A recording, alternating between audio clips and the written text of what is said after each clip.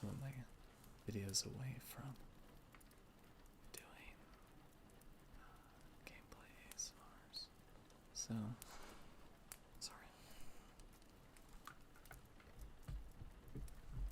This will be my attempt at that. Today we'll be reading The Great Gatsby. I'm sure you've read it somewhere or another, and maybe you had to, or maybe you just wanted to. To be honest, it's not my favorite book, but it's a book with a lot of great imagery, and I think that will help it paint a beautiful, very nice picture as you maybe drift off to sleep or just close your eyes to relax. Sorry, squeaky chair. So, we're going to start at chapter 1. In my younger and more vulnerable years, my father gave me some advice that I've been turning over in my mind ever since. Whenever you feel like criticizing anyone, he told me, just remember that all the people in this world haven't had the advantages that you've had. He didn't say any more, but we've always been unusually communicative in a reserved way, and I understood that he meant a great deal more than that. In consequence, I'm inclined to reserve all judgments, a habit that has opened up many curious natures to me, and also made me the victim of not a few veteran bores. The abnormal mind is quick to detach and attach itself to this quality when it appears in a normal person. And so it came about that in college I was unjustly accused of being a politician, because I was privy to the secret griefs of wild, unknown men. Most of the confidences were unsought. Frequently I have feigned sleep, preoccupation, or a hostile levity when I realized by some unmistakable sign that an intimate revelation was quivering on the horizon. For the intimate revelations of young men, or at least in the terms in which they are expresses them, are usually plagiaristic and marred by obvious suppressions. Reserving judgments is a matter of infinite hope. I am still a little afraid of missing something if I forgot that, as my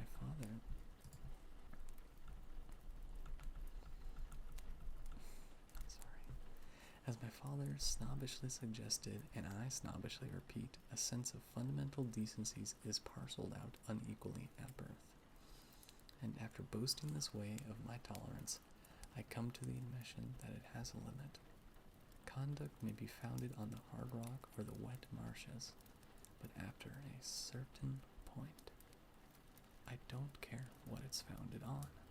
When I came back from the East last autumn, I felt I wanted the world to be in a uniform, and at a sort of moral attention forever. I wanted no more righteous excursions with privileged glimpses into the human heart. Only Gatsby, the man who gives his name to this book, was exempt from my reaction. Gatsby, who represented everything for which I have an unaffected scorn. If personality is an unbroken series of successful gestures, then there was something gorgeous about him, some heightened sensitivity to the promises of life, as if he were related to one of those intricate machines that register earthquakes 10,000 miles away.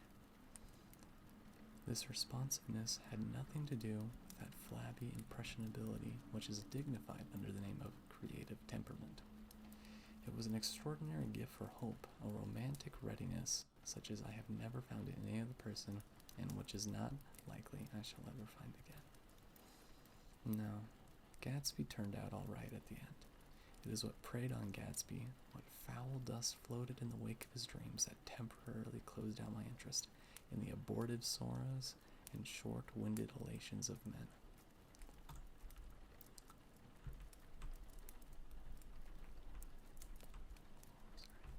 My family have been prominent, well-to-do people in this middle western city for 3 generations. The Caraways are something of a clan, and we have a tradition that were descended from the Dukes of Buccleuch. But the actual founder of my line was my grandfather's brother, who came here in '51. sent a substitute to the Civil War, and started the wholesale hardware business that my father carries on today. I never saw this great uncle, but I'm supposed to look like him, with special reference to the rather hard-boiled painting that hangs in Father's office. I graduated from New Haven in 1915, just a quarter of a century after my father, and a little later I participated in the delayed Teutonic migration known as the Great War. I enjoyed the counter raid so thoroughly that I came back restless. Instead of being the warm center of the world, the Middle West now seemed like the ragged edge of the universe. So I decided to go east to learn the bond business. Everything I knew was in the bond business, so I supposed it could support one more single man. All my aunts and uncles talked it over as if they were choosing a prep school for me, and finally said, "Why, yes," with grave, hesitant faces. Father agreed to finance me for a year, and after various delays, I came east, permanently, I thought, in spring of 22.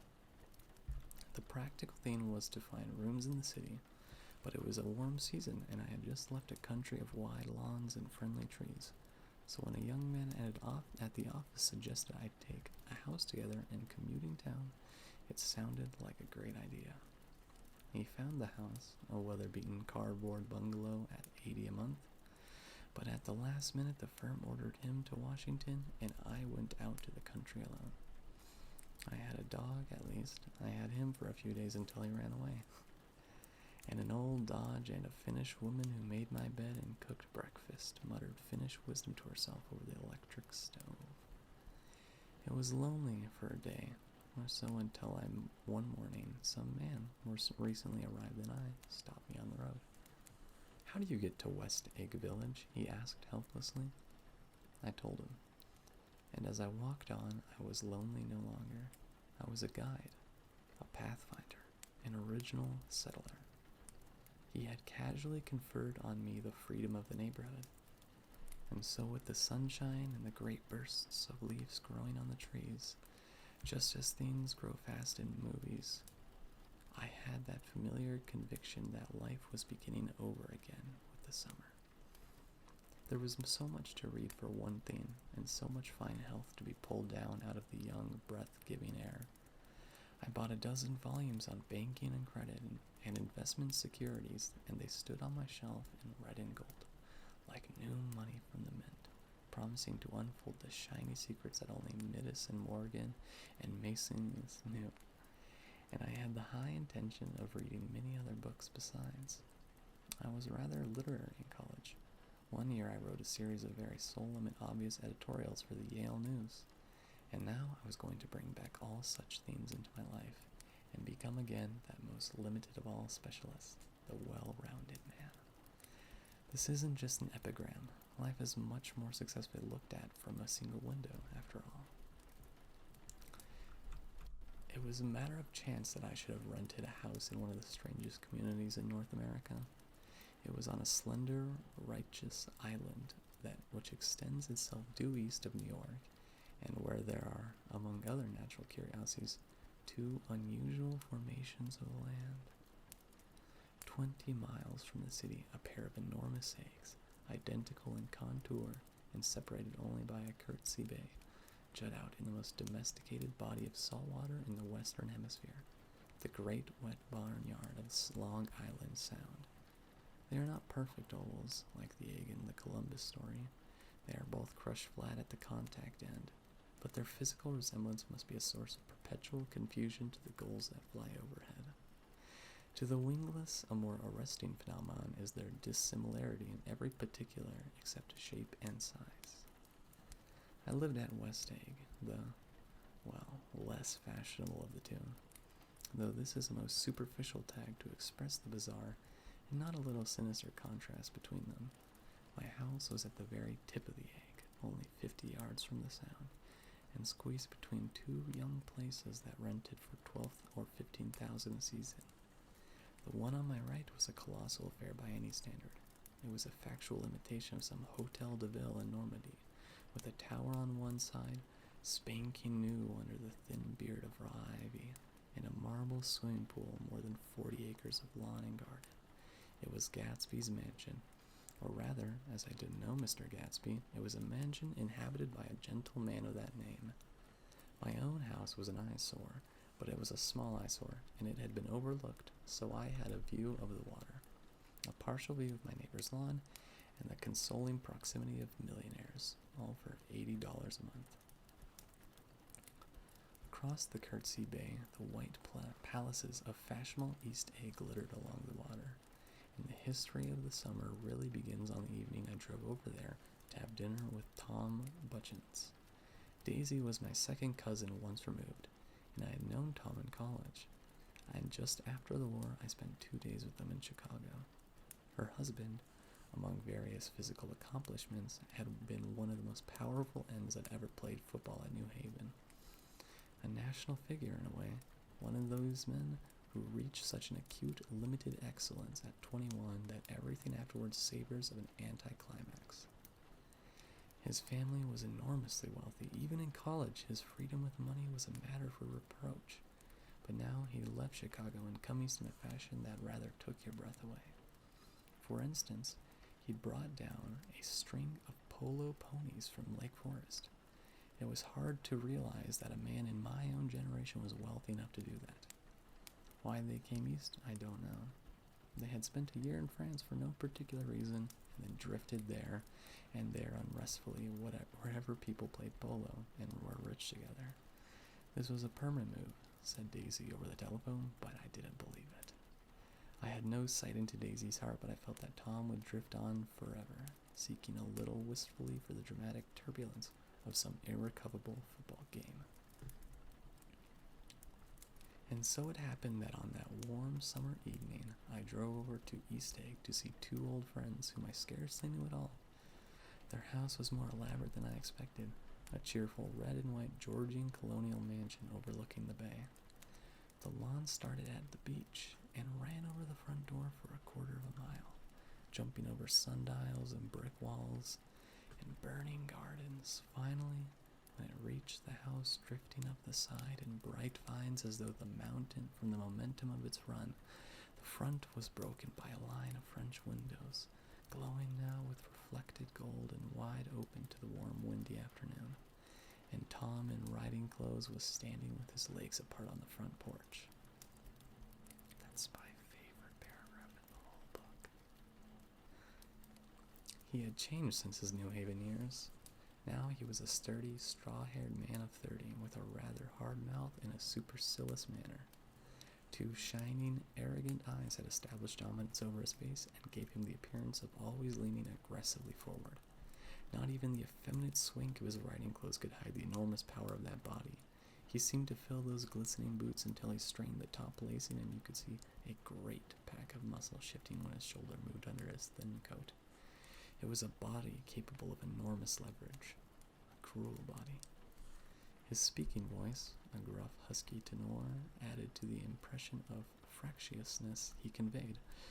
There was a touch of parental contempt in it, even toward people he liked, and there was men at New Haven who hated his guts.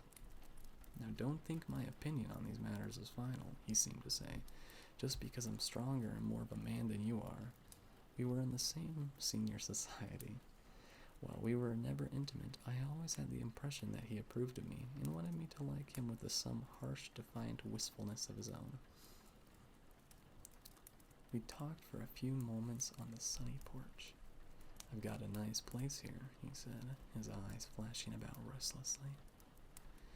Turning me around by one arm, he moved a broad, flat hand along the front vista, including in its sweep a sunken Italian garden, a half-acre of deep, pungent roses, and a snub-nosed motorboat that bumped the tide offshore. It belonged to Domain, the oil man. He turned me around again, politely and abruptly. We'll go inside. We walked through a hallway into a bright, rosy-colored space, fragilely bound into the house by French windows at either end. The windows were ajar and gleaming white against the fresh grass outside that seemed to grow a little way into the house. A breeze blew into the room, blew curtains in one end and out the other like pale flags, twisting them up toward the frosted wedding cake of a ceiling. They then rippled over a wine-colored rug, making a shadow on it as wind does on the sea. The only contemporary stationary object in the room was an enormous couch on which two young women were buoyed as though upon an anchored balloon. They were both in white, and their dresses were rippling and fluttering as if they had just been blown back in after a short flight around the house. I must have stood for a few moments, listening to the whip and snap of the curtains and the groan of the picture on the wall. There was a boom as Tom shut the rear windows and caught the wind, and the caught wind died out about the room. The curtains and the rugs and the two women ballooned slowly to the floor. The younger of the two was a stranger to me. She extended full length at the end of a divan, completely motionless, with her chin raised a little, as if she were balancing something on it which was quite likely to fall. If she saw me out of the corner of her eyes, she gave no hint of it. Indeed, I was almost surprised into murmuring an apology for having disturbed her by coming in. The other girl, Daisy, made an attempt to rise. She leaned slightly forward with conscientious expression. Then she laughed, an absurd, charming little laugh, and I laughed too, and came forward into the room. I'm paralyzed with happiness. She laughed again, as if she had said something very witty, and held my hand for a moment, looking up into my face, promising that there was no one in the world she so much wanted to see. That was a way she had. She hinted a murmur that the surname of the bouncing girl was Baker. I've heard it said that Daisy's murmur was only to make people lean toward her, an irrelevant criticism that made it no less charming. At any rate, Miss Baker's lips fluttered. She nodded at me almost imperceptibly, and then quickly tipped her head back again. The object she was balancing had obviously tottered to the other side, and given her something of a fright. Again, a sort of apology arose to my lips. Almost any expedition of complete self-sufficiency draws a stunned tribute from me. I looked back at my cousin, who began to ask me questions in her low, thrilling voice. It was the kind of voice that the ears follows up and down as if each speech is an arrangement of notes that will never be played again. Her face was as sad and lovely with bright things in it. Bright eyes and a bright, passionate mouth.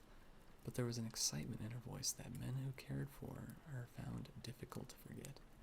A singing compulsion, a whispered, "Listen," and a promise that she had done gay, exciting things just a while since, and that there were gay, exciting things hovering in the next hour. I told her I had stopped off in Chicago for a day on my way east, and how a dozen people had sent their love through me. "Did they miss me?" she cried ecstatically. "The whole town is desolate. All the cars have the left rear wheel painted black as a mourning wreath. There's a persistent wail all night along the North Shore. How gorgeous. Let's go back tomorrow, Tom."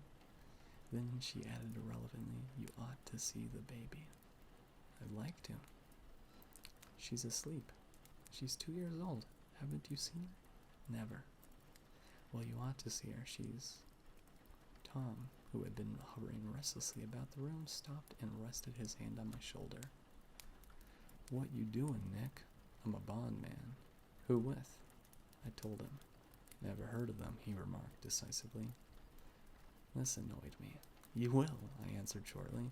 "You will if you stay in the East." "Oh, I'll stay in the East, don't you worry," he said, glancing at Daisy and then back at me, as if he were alert for something more. "I'd be a goddamned fool to live anywhere else." At this point, Miss Baker said absolutely, and with such sadness that I started. It was the first word she uttered since I went into the room. Evidently, it surprised her as much as it did me, for she yawned with a series of rapid, deft movements and stood up into the room. "I'm stiff," she complained.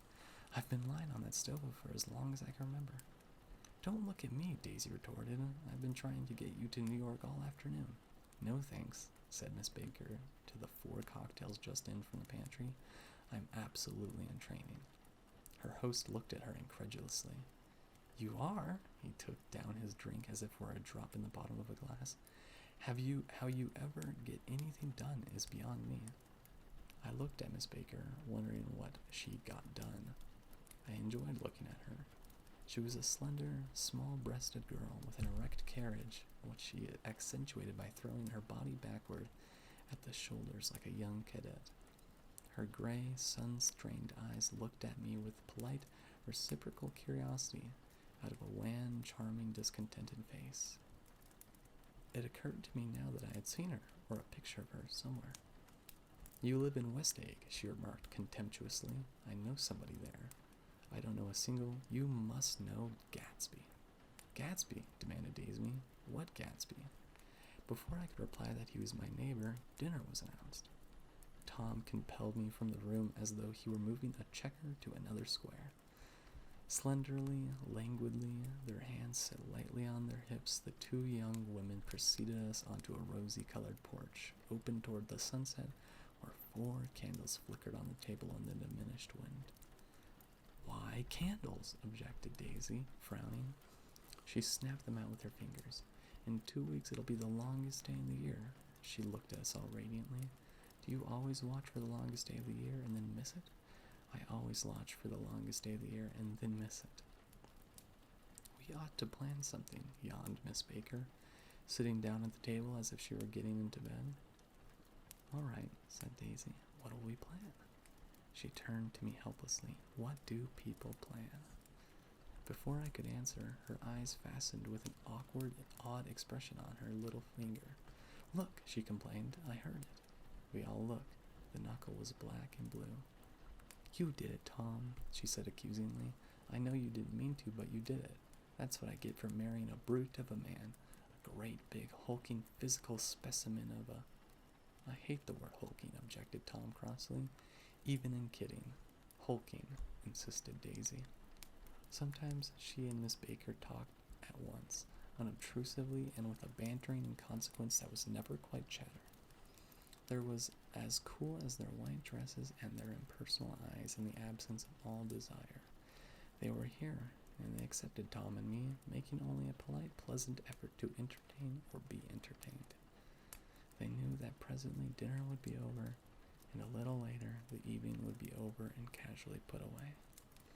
It was sharply different from the West, where an evening was hurried from phase to phase toward its close in a continually disappointed anticipation, or else its sheer nervous dread of the moment itself. "You make me feel uncivilized, Daisy," I confessed on my second glass of corky but rather impressive claret. "Can't you talk about crops or something?" I meant nothing in particular by this remark, but it was taken in an unexpected way. "Civilization's going to pieces," broke out Tom violently. "I've gotten to be a terrible pessimist about things. Have you read The Rise of the Colored Empires by this man, Goddard?" "Why, no," I answered, rather surprised by his tone. "Well, it's a fine book, and everybody ought to read it. The idea is, if we don't look out, the white race will be utterly submerged. It's all scientific stuff. It's been proved." "Tom's getting very profound," said Daisy with an expression of unthoughtful sadness. "He reads deep books with long words in them. What was the word? Well, these books aren't all scientific," insisted Tom, glancing at her impatiently. "This fellow has worked out the whole thing. It's up to us, who are the dominant race, to watch out, or those other races will have control of things." "We've got to beat them down," whispered Daisy, winking ferociously toward the fervent sun. "You ought to live in California," began Miss Baker, but Tom interrupted her by shifting heavily in his chair. "This idea is that we're Nordics. I am, and you are, and you are, and—" After an infinitesimal hesitation, he included Daisy with a slight nod, and she winked at me again. "And we've all produced things that go to make civilization. Science, art, and all that. Do you see?" There was something pathetic in his concentration, as if his complacency, more acute than old, was not enough to him anymore, when almost immediately the telephone rang inside and the butler left the porch. Daisy seized upon the momentary interruption and leaned toward me. "I'll tell you a family secret," she whispered enthusiastically. "It's about the butler's nose. Do you want to hear about the butler's nose?" "That's why I came over tonight," I replied. Well, he wasn't always a butler. He used to be a silver polisher for some people in New York that had a silver service for 200 people. He had to polish it morning till night until it finally began to affect his nose. Things went from bad to worse, suggested Miss Baker. Yes, things went from bad to worse until finally he had to give up his position. For a moment, this last sunshine fell with romantic affection upon her glowing face. Her voice compelled me forward breathlessly as I listened. Then the glow faded, each light deserting her with lingering regret, like children leaving a pleasant street at dusk. The butler came back and murmured something close to Tom's ear, whereupon Tom frowned and pushed back his chair without a word and went inside. As if his absence quickened something within her, Daisy leaned forward again, her voice glowing and singing. I love to see you at my table, Nick. You remind me of a rose. Of an absolute rose, doesn't he? She turned to Miss Baker for confirmation. An absolute rose. This was untrue. I am not even faintly like a rose. She was only extemporizing, but a stirring warmth flowed from her heart as if she was trying to come out to you, concealed in one of those breathless, thrilling words. Then suddenly she threw her napkin on the table and excused herself and went into the house. Miss Baker and I exchanged a short glance of consciously devoid of meaning. I was about to speak when she sat up alertly and said, "Shh," in a warning voice. A subdued, impassioned murmur was audible in the room beyond, and Miss Baker leaned forward, unashamed, trying to hear. The murmur trembled on the verge of coherence, sank down, mounted excitedly, and ceased altogether. This Mr. Gatsby you spoke of is my neighbor, I said. Don't talk. I want to hear what happens. Is something happening? I inquired innocently. You mean to say you don't know? Said Miss Baker, honestly surprised. I thought everybody knew. I don't. Why? She said hesitantly. Tom's got some women in New York. Got some women? I repeated blankly. Miss Baker nodded. She might have the decency not to telephone him at dinner time, don't you think? Almost before I had grasped her meaning there was a sudden flutter of a dress and the crunch of leather boots, and Tom and Daisy were back on the table.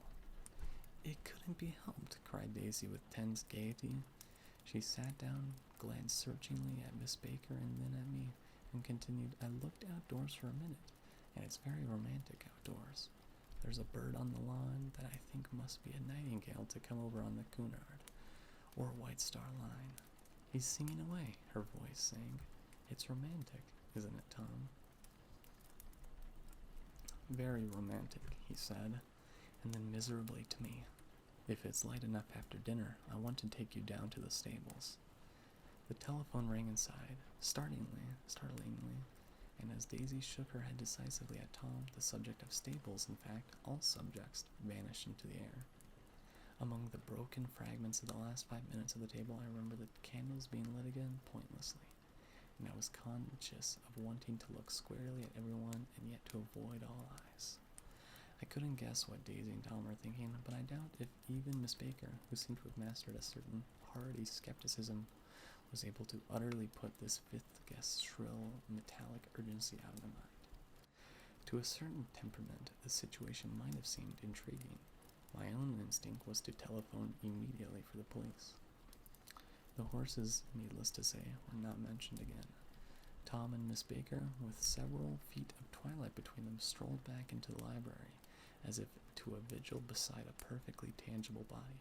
While trying to look pleasantly interested and a little deaf, I followed Daisy around a chain of connecting verandas to the porch in the front. In its deep gloom, we sat down side by side on a wicker set. Daisy took her face into her hands, as if feeling its loving shape, and her eyes moved gradually out into the velvet dusk. I saw the turbulent emotions possessed her, so I asked her what I thought would be some sedative questions about her little girl. We don't know each other very well, Nick, she said suddenly. Even if we are cousins, you didn't come to my wedding. I wasn't back from the war. That's true, she hesitated.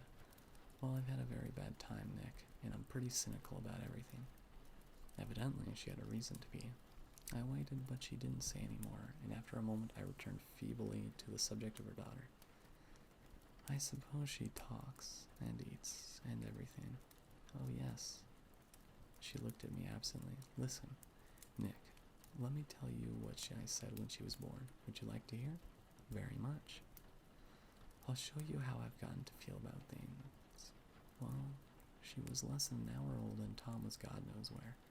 I woke up out of the ether and was utterly abandoned feeling, and asked the nurse right away if it was a boy or a girl. She told me it was a girl, and so I turned my head away and wept. All right, I said. I'm glad it's a girl, and I hope she'll be a fool. That's the best thing a girl can be in this world. A beautiful little fool.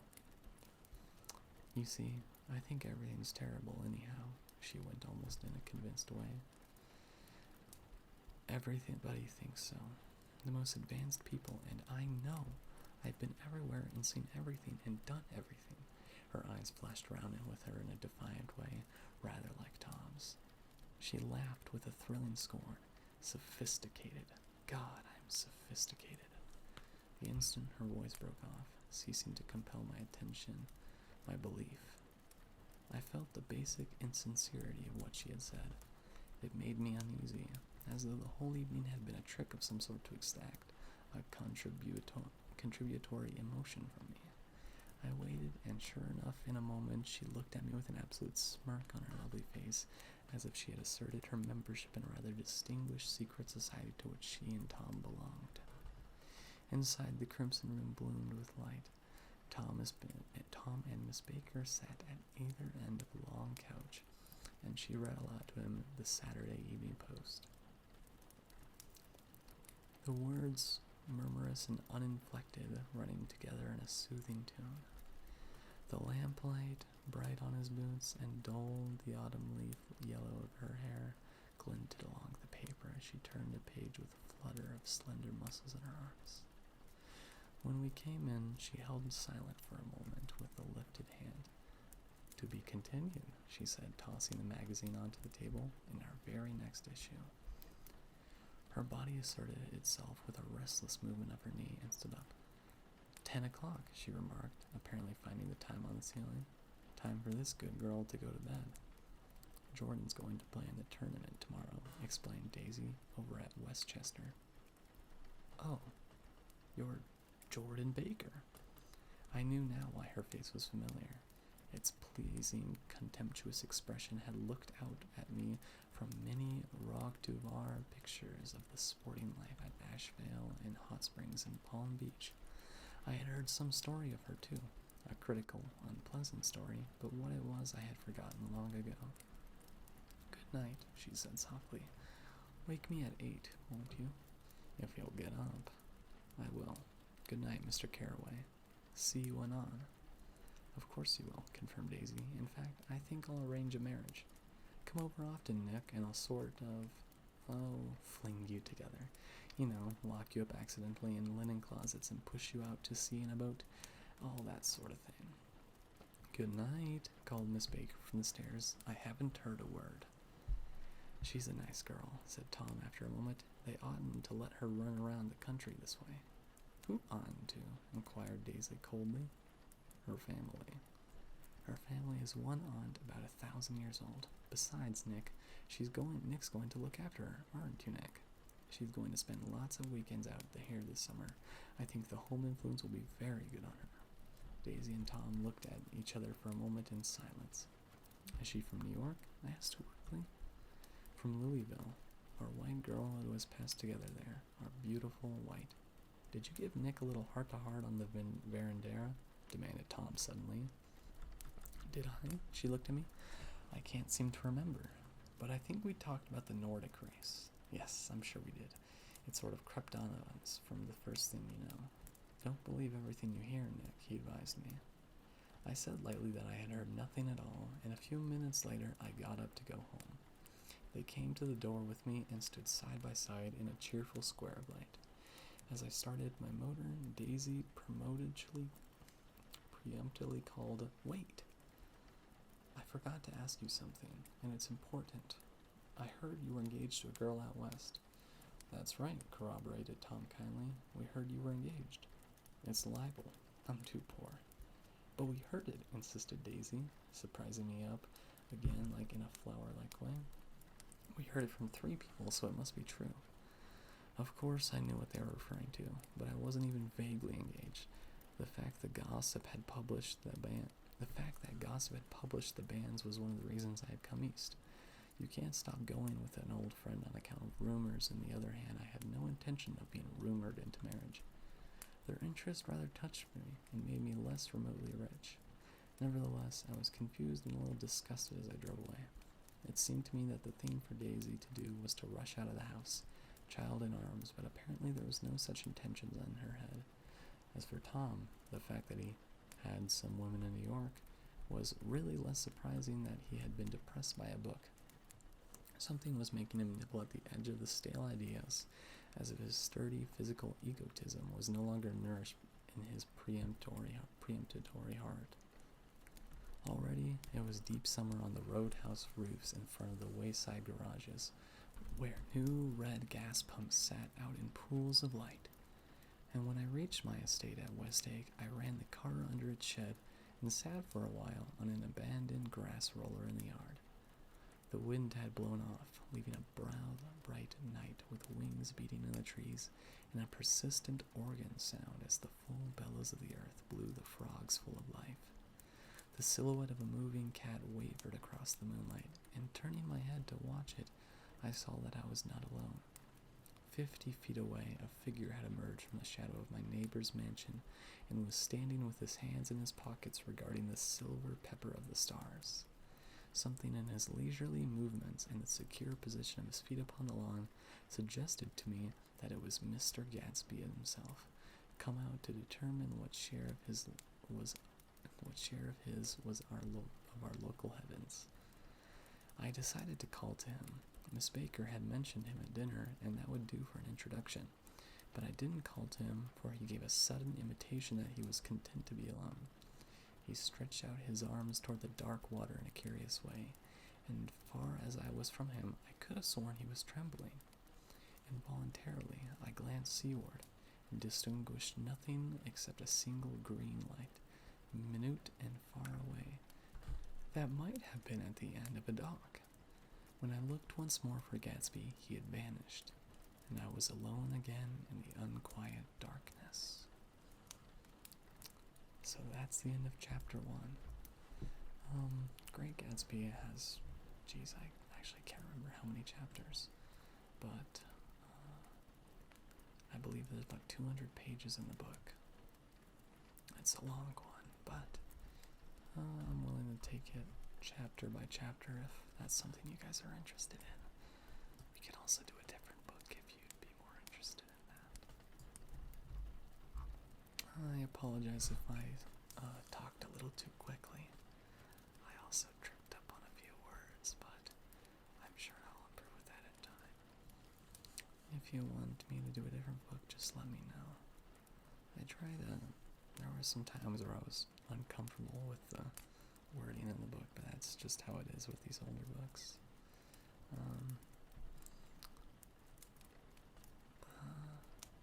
I think that it's important to just read the book and not be bashful about the